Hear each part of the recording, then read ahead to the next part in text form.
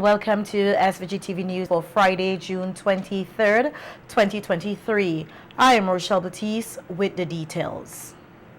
At 11 a.m. today, the St. Vincent and the Grenadines Meteorological Services discontinued the tropical storm warning for St. Vincent and the Grenadines, which meant that St. Vincent and the Grenadines was no longer under threat from tropical storm Brett. The all clear was then given for all businesses and non-essential services to continue to operate as usual, and residents are free to go about their normal business with caution.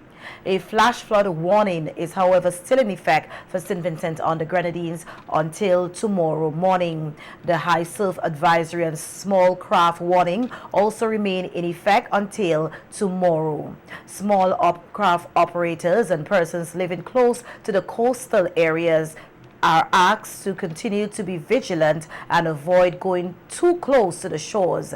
Persons living near riverbanks close to areas that are prone to flooding and landslides are asked to continue to exercise caution and be prepared to evacuate at short notice if it becomes necessary.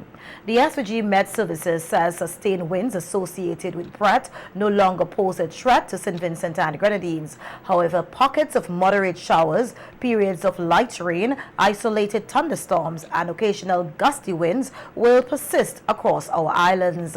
The Met Services says rainfall stations across the mainland have already recorded in excess of 6 inches of rainfall, and that additional rainfall accumulations of 2 to 4 inches with isolated high amounts are anticipated. Hence, a flash flood warning remains in effect until tomorrow morning.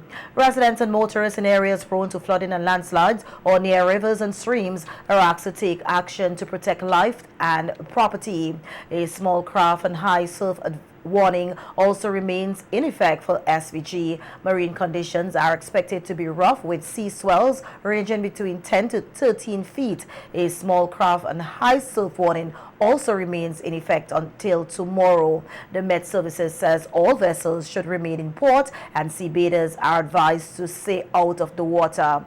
Residents in low-lying coastal areas are also asked to take action to protect life and property. Providing an early assessment of the damage caused by Tropical Storm Brett, Director of the National Emergency Management Organization NEMO, Michelle Forbes, during an interview today with the Agency for Public Information, says she is thankful that they started preparation early for the storm, which was quite unpredictable. They putting things in place. By Monday gone, we were alerting all of our subcommittees and our key partners that we need to be monitoring this particular system, and even though if it goes north of us, we may actually have some impacts. And the system actually went between us and St. Lucia. That is, the center of the system actually went between St. Vincent, North St. Vincent and South St. Lucia, and impacted us. So we would have activated straight away yesterday. From the time the tropical storm warning was given, we activated the National Emergency Operations Center at 6 p.m. And the National Emergency Operations Center is really established to coordinate an event. Different agencies of government under the National Disaster Mechanism come together to coordinate what may come out of the event or what is happening, so that we can guide the process as we go along and make decisions as we go along.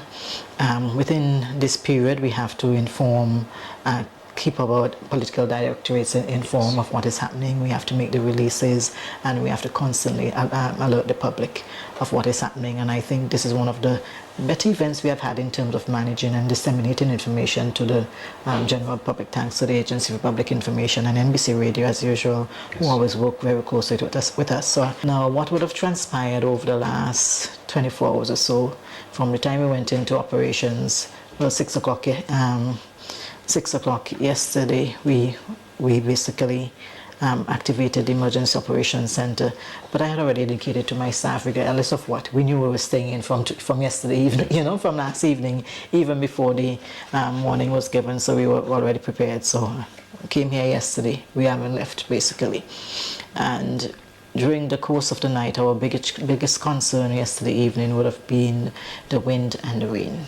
Forbes says there was extensive damage from rain, wind, and storm surge, sea surge, mostly to the northern coast of St. Vincent. Because by the time yesterday evening we were getting information like the storm surge was like 15 feet. The rainfall is up to 10 inches, and somebody is going to get it. We just don't know who or where the rain was going to fall. And initially we had 3 to 6 inches, but there might have been a possibility of 10 inches in a mountainous area. And the forecast held in that we had about 6 inches of rainfall in Jennings Valley, and about 2 to 3 inches in some of the other river valleys. So we had heavy rainfall. Luckily we did not have much flooding, thankfully. I shouldn't say luckily, thankfully we did not have much flooding, but we saw the impact on the coastline, on the northeastern part of St. Vincent. Owea in particular, Owea and Connery. We had some run-ups in Goss, thereabout, also in Sandy Bay, but the Owea seemed to be most impacted from the storm surge. We have 150 persons in shelters. We activated 37 shelters, but only 12 I think were used. So 10 were used, so we have 150 persons in shelter. George Stevens in Connery having about 43 persons, because most of the persons on the Connery coastline they would have evacuated when the waves were actually surrounding their homes.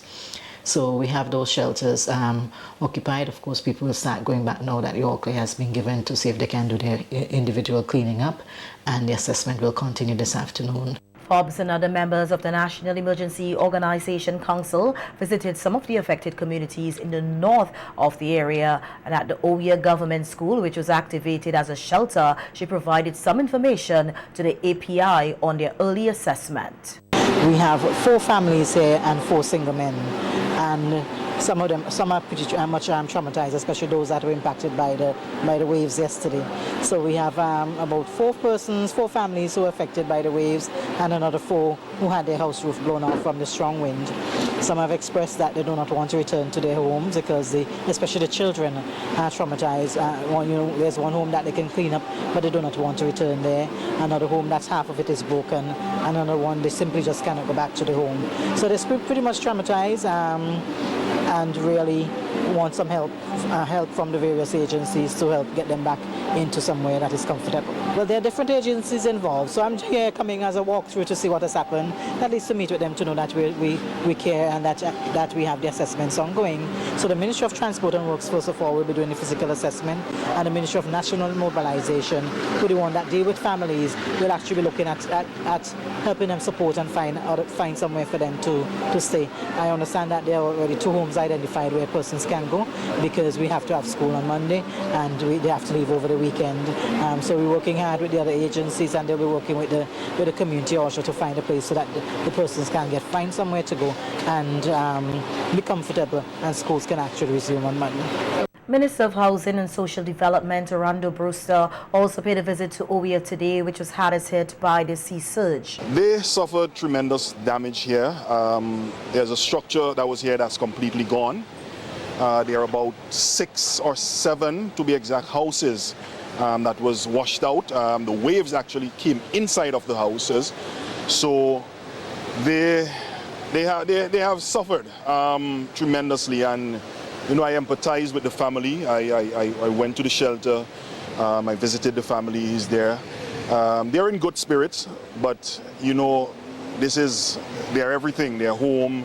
This is where they have their memories and so on. And for that to be taken away from them, it is going to cause significant, trauma in some areas.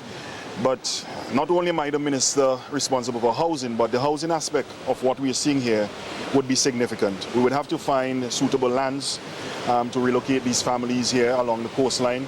And we have been battling with the whole issue of climate change, and we are seeing some of the issues coming to the fore as it relates to these waves. As a matter of fact, one of the household owners spoke with her shortly, and she recalled that there were waves higher than her house roof, and they were trying to salvage most of what they can from in the homes. But I went through some of the homes as well, and the interior, they have lost a lot. And I have activated from my end my division of social protection. I spoke with the PS, Marissa Burke. There's a team that is coming together. They would be on the ground first thing in the morning. We would have to find suitable housing arrangement for them because currently they're in the school.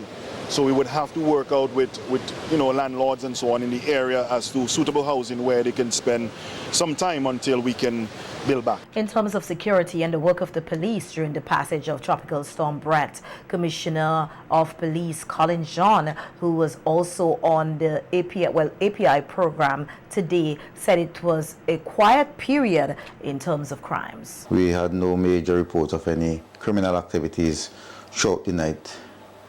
In my capacity as chairman of the Search and Rescue Subcommittee of NEMO, we were monitoring the storm. I had the officers from various departments and divisions reporting to me, and I in turn reported to the relevant authorities at NEMO. We heard reports of houses being damaged in the area of Oria, Rosebank. The police also assisted in the evacuation of persons from their homes to some of these shelters. Thankfully, there was no fatality or no report of any major injury to anyone. And I just want to say thanks be to God for that. Commissioner John said what was, however, unfortunate was that despite the order to stay indoors during the passage of the storm, they received reports that some vendors still came out. Went to the vegetable market and to the other areas in Kingston, St. Vincent and Grenadines, and spoke to those persons and strongly advised them to return to their home. Yes, it's really sad, and persons have to be more responsible. You not only putting your life in danger, but you are also assisting, or you maybe causing persons who have to come to try and rescue you, for their life to be in danger as well. And as the examination period for students across St. Vincent and the Grenadines winds down, a decision was taken today to postpone the final exam for Cape Communication Studies.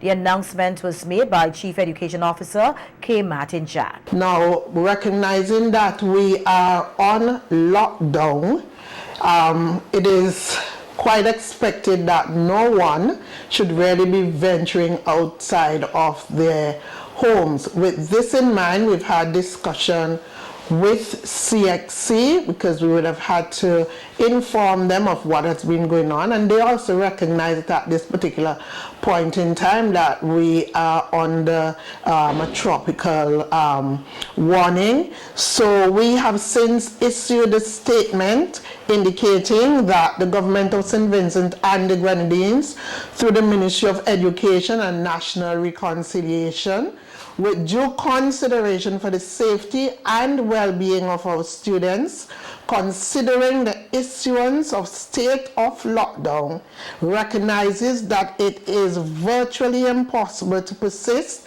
with the scheduled CAPE examinations for today, Friday, June 23rd, 2023.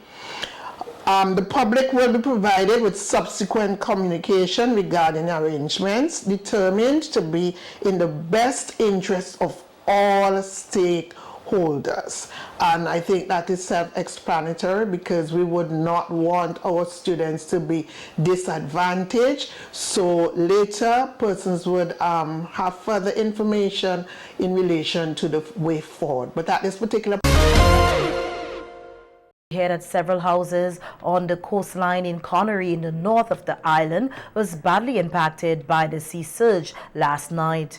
And into this morning, a family of 7 and others had to run out of their homes to safety at the nearby hurricane shelter. Some of the houses were flooded out with clothes and other household items damaged. Well, as you can see, there's a lot of seaweed, as they call it, from the wave that the wave bring in last night, and the way how we came up last night, we have to evacuate and go by the emergency center. So now we're trying to make a pathway now that we can walk and other people can find a track to put their feet. Because when you step on it, you're carrying back a lot of stuff in the house. And it becomes a lot of problem. Did the water travel anywhere inside your house? Did anything damage? Well, it flooded out inside last night, eventually, because we have to put a lot of cloth and things by the back door, as it was rushing up with force. And when last night, when the children came out here about minutes to 9, sitting down, is lucky thing they had two flashlights. They were spotting at the wave them, and I heard they bawling out. When I looked, they have to run and go by neighbor house up there close to the road because the swell was rushing up, very furious. Yeah. So after that, we have to just pack up and left because we see we didn't have any option. Did the furniture, the clothes, did anything got destroyed, damaged? Well, some stuff get wet up and things, but thank God nobody get hurt. Yeah. So how much people living with you? Well, it's 7 of us. Okay. Betty Smart, Pope. Okay. So Miss Smart, what's really happened here? Well, normally when I heard about Brent, right, I normally move out before anything take place. So about after 7, I went up by the school. So everything was clear when I leave home. So I don't know exactly. The sea surge also brought to shore a lot of seaweeds and other debris. The residents who have been doing their part to clean up the area seeking help to do so. It's not a big damage, you know, but a lot of rubbish and so forth, you know. We all are custom cleaning this area. This is our block. We're building a lot of seats and, you know, keep it clean, keep the coconut tree clean. Plant a lot of trees, go across, but this is a get damage. They couldn't fill the water and sickles. But where I want these things here, like what we're picking up here, we would like to have a truck to take up these rubbish. Instead of leave them like this, and when we get high tide, that the water could rush them again. So if all they could do that for us, you know, it would be a good thing for us. And Adi, come, when you want to talk about the skip. Yeah, if we could get at least about 3 skip out here. The big bin then. Yeah. We go like that. Okay. Yeah. Thank you so much. Another thing, I want you all to go right out over we see all the people on the bank over there, and that is a height of stupidness I see they're doing. Okay, water now, this water now again, the rough. Now they're pushing over the things and then back over. Look. Up they need to clean up all. If you go up then you will see. Well, I am not really in part of the impact, but I'm just a helper. For 17 years now I've been doing this, making sure that the community is clean and things. So I'm just trying to clear the mouth here for the water to run down. Okay, so that we can... Where are you living? I'm living up back. You see where that wall structure is without painting? In that same yard I'm living. Okay. I ain't get no damage. Okay. Yes. But as I can see that the people in the surroundings. Yes, they had to move. Okay, so yeah. how do you feel about what is happening here? Well, it's God's creation, you know. We have to expect this. And all we have to do as a nation, we got to kneel and pray so things can get better for us. Because some of us didn't expect all this. We never expect it, but we have it. So it's an experience for one and all. Okay. Yes. Thank you so much. You're welcome. All right. And Prime Minister Dr. Ralph Gonsalves, who is currently out of state, called in on NBC Radio today and gave the assurance that assistance will be provided to those who have been impacted by the passage of Tropical Storm Brett. I want to assure them that, as always, we will be there in solidarity with the government and we will respond, as always, with speed and in a manner which all the circumstances demand. And I'm sure that Montgomery Daniel is doing the wrongs or has been doing the wrongs. Yes. When I arrive Sunday, I will go and do the wrongs also. Because the areas which would be mainly affected will be those in North Central and North Windward. North Windward, yes.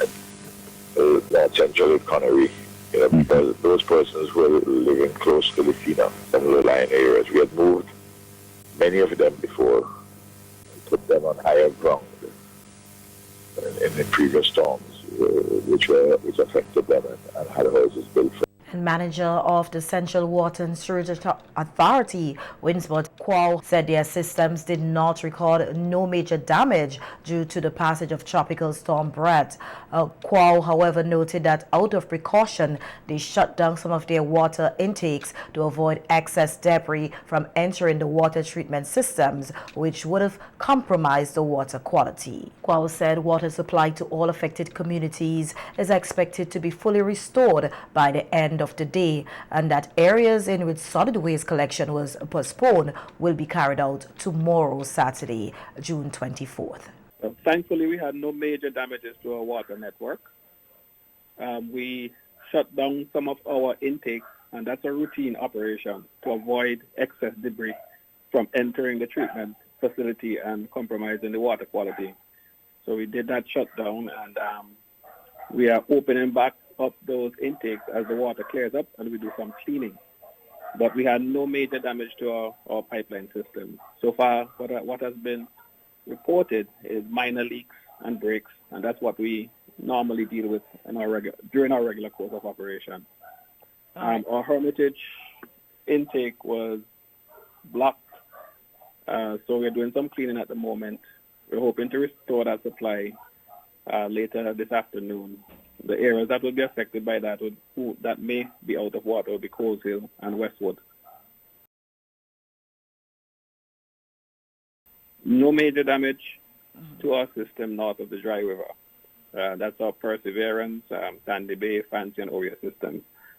As I mentioned earlier, we just simply shut down the intakes to avoid excess debris from getting into the treatment system. So we were feeding our customers from the storage tanks. But now that we are clearing those intakes and the water quality is getting better, we are opening up those systems. By the end of today, we should have all the areas water should be restored, except if something develops. But like I said, all we have been getting is reports of minor pipe breakages and leaks. So nothing out of the ordinary.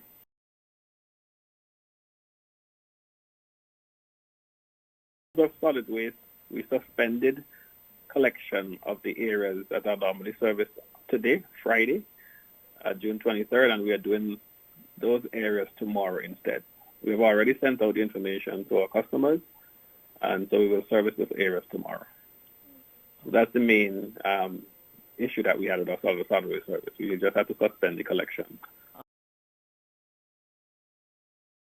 For Vinlec, there was also no major damage, according to the company's communication officer, Brea King, who told SVG-TV News in a telephone interview today that their teams are out working hard to restore power to all affected communities. So far, we have been able to restore electricity to quite a few areas. Currently, as of 3 p.m. this afternoon, we still have areas from Georgetown to Fancy, Chain End, Bridgetown to Peruvian Vale, South Rivers to Lomans, and areas of Mespo, Hopewell, and Freeland still out of electricity. There are some other pockets of areas that are still without electricity, but we've been working to restore all areas affected by the outages since the all clear was given this morning at 11. So teams are dispatched to several areas across the island, and we are trying to work as fast as possible. But there are some areas that may need a little bit more attention, and so we're aiming to have the electricity restored to the entire country by late this evening. King says Vinlec's main priority at this time is to ensure electricity is restored to their valued customers across St. Vincent and the Grenadines. As of now, there are no major damages that we have encountered, and we're really aiming to get our supply on to the entire country by this evening. We really do encourage persons to continue calling our emergency line 4561540 to report any issues so that we can be aware and send out teams to address them. And we do want to thank our customers for being patient with us as we work to restore the supply. And the North Windward Carnival Development Committee said due to the passage and impact of Tropical Storm Brat, the remaining activities for Windward Carnival 2023 have been moved to July. The Sea Garden in Georgetown, which was the venue announced to host some of the remaining Windward Carnival activities, was battered by sea surge from Tropical Storm Brat. The new dates for Windward Carnival, well, the remaining activities for Windward Carnival are Friday, July 14th, Miss Windward 2023 and Pankai Mass, Saturday, July 15th, Juve and Street Jump Up. The committee says it deeply regrets any inconveniences caused due to the postponement of its activities.